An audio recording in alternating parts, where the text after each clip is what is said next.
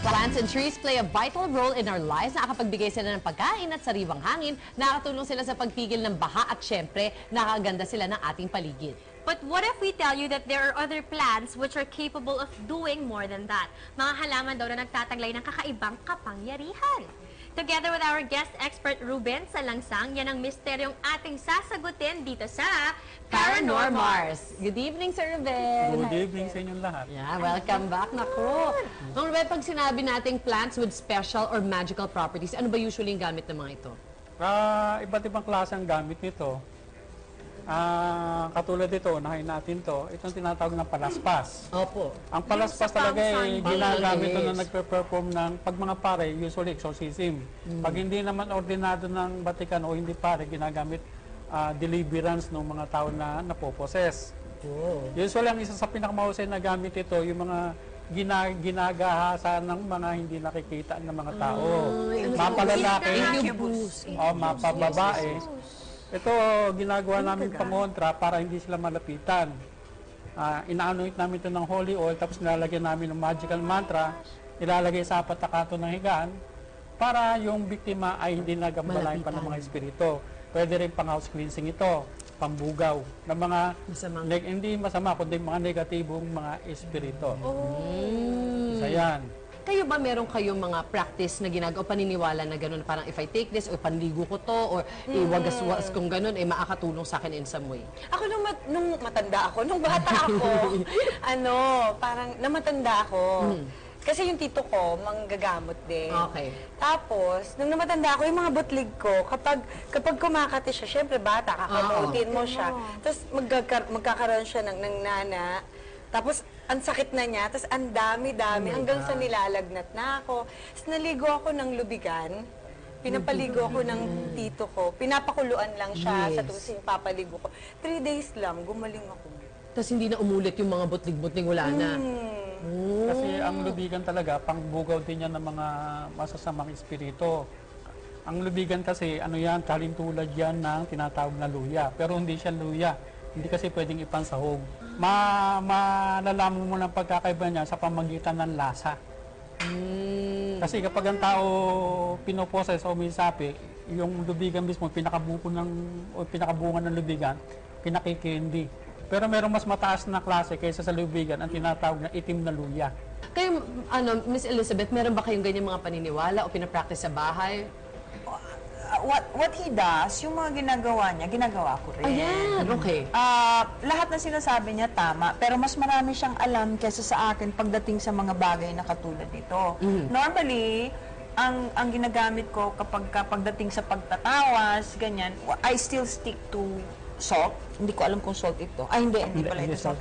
At saka yung incense at kamanyang. Yung incense at kamanyang kasi madaling hanapin at madaling mabili. Ayan. Okay. Yan, para dun sa Pero mga... special to. Yan, may sarili siyang concoction. May yung incense at kamanyang kasi pwede mong mabili, tapos pwede mong ituro dun sa mga pasyenteng nangangailangan nito na madali lang gawain. Kaya dun na lang ako. And most of lahat halos ng mga herbal na ginagamit ko para naman sa may sakit. Yan. Nice one. Ito, Sir Ruben, ano naman po yung fresh na halaman na yun sa tapat ninyo? Ito lagundi ito. Okay. Usually ang lagundi para sa sinus. Pero hindi, ang ginagamit doon para meron kasi mga subject o mga pasyente na pinangangati ang katawan. Sinasama to, dinadry ito, at siya mismo ginagamit na pang-usok doon mismo sa pasyente. Para anumang mga negatibong nakakabit sa kanya, pero sinasama niya ng kamanyang at insenso para anumang negatibong nakakapit sa kanya, kumalas totally. Ayan. Yung iba pong mga halaman na dito ngayon. Ito, sa totoo lang, ito galing to na sikihor. Ano po yan? Sikihor, portion to ng sikihor mismo na hindi bababa sa 200 klase ng mga halaman ang pinagsama-sama na niluluto kada Sabado de Gloria. Ang tawag dito, minasa o panumpa o kontra daog o daot. Halimbawa, ginings ka o winitchcraft ka. Pangontra po yan. Ang ginagawa sa subject, binabalot ng kumot, tapos yung magpapabaga, Tapos yung kukuha na ng kapiraso nito, Parang so. ilalagay suso, pero meron pa rin special na langit na isasama na konti. Pag umusok yun, anumang klaseng negative na o kamalasan sa kanya na ikinarga, kusang kakalas. Talagang napaka-talaga nito sa taga-Siquijor. Yung isa, ito pong parang mukhang paminta. Ito? Yung pamintang bato. Di ba napupulot lang yan doon sa Oo. probinsya? Akala ko munggo. Ang tawag nito, saga-saga o matang-pusa. Matang pusa nga. Oo, na ginagamit na pa-bracelet Bracelet ng mga ng mga bata. baby. Para hindi sila Protection. mabate. Kung Ito, ginagamapin nyo, mas epektibo ito. Tinatawag na baliting dagat o corales ng dagat na itim. Iwas usog po yan. Ay, hindi lang. Overall to. Ibig sabihin, kahit na mga psychic attack, hindi tatama sa'yo hanggang nasa katawan mo to o nasa bahay mo. Kailangan po isang bugko siya o pwede isang Hindi, praso pwedeng lang?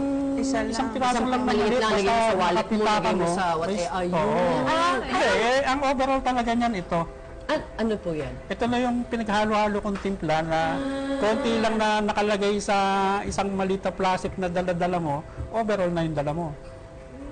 Kahit sa tao na masamang tangka sa'yo, hindi tutuloy.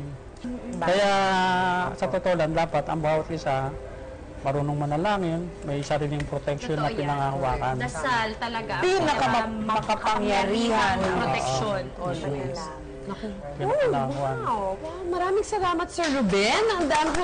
Ang dami pala. Ay, ito nga, Mars, mga nakatanim lang to sa atin na syempre hindi natin alam kung saan kukunin. Totoo. Kung ako ang tatanungin, kahit na marami kanyan, kumpleto kanyan, kung hindi ka mabuting tao, Wala rin.